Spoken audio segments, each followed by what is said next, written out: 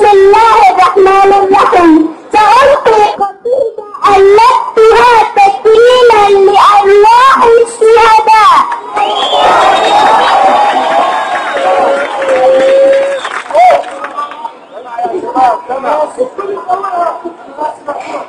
الشهداء الأبطال، الشهداء شهداء وطننا، هم أبطال في عزتنا. أنتم يا أشجع الشجعان